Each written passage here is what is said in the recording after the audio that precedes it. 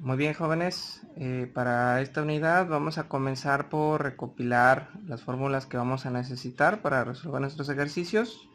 Yo les recomiendo que por lo menos al avance que llevamos ahorita tengan estas que estamos visualizando aquí.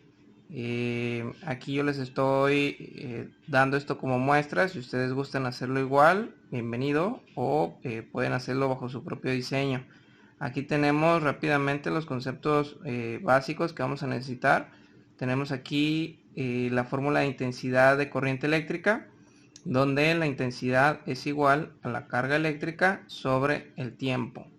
Tenemos también la fórmula de potencial eléctrico, que nos dice que el potencial eléctrico es igual a la energía potencial eléctrica sobre la carga.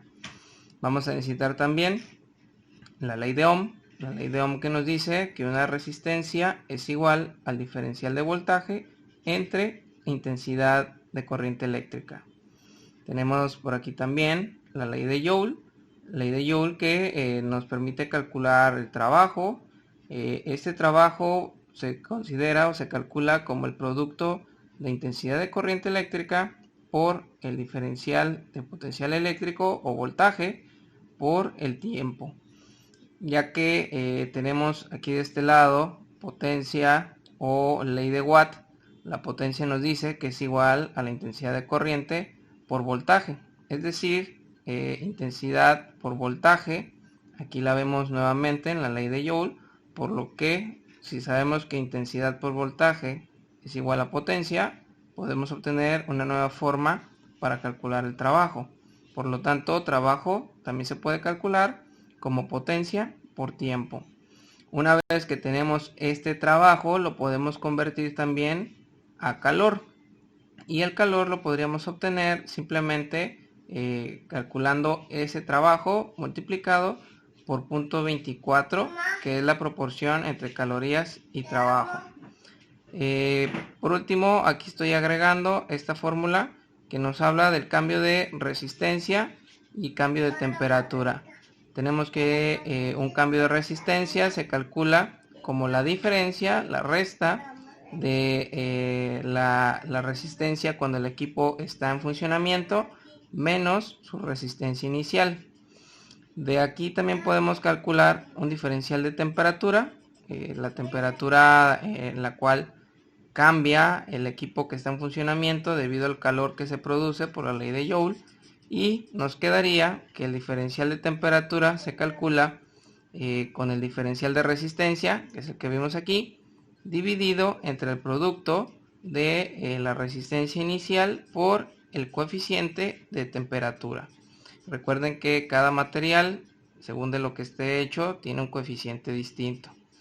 Y esta fórmula o esta expresión también la podemos representar, ya que el diferencial de resistencia es igual a la resistencia de operación menos la resistencia inicial, sustituyendo esta expresión por el diferencial de resistencia.